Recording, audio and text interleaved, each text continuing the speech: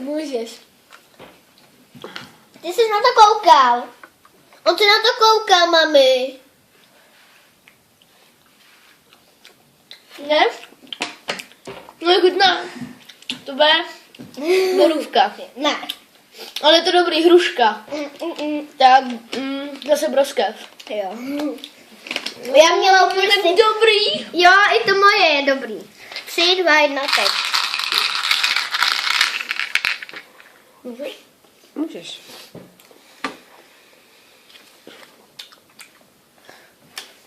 Mňam. To je ten, buď je to přízradlo, na ně, to je to druhý. Čekaj, doplně. Mňam. To je dobré. Já si mám na co stěžovat, mě po třetí dobrou. Můžeš. Ale to jo, to si nechám.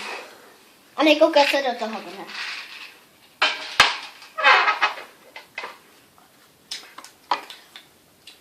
Je to dobrý, nebo to je špatný? Tráva. Tráva.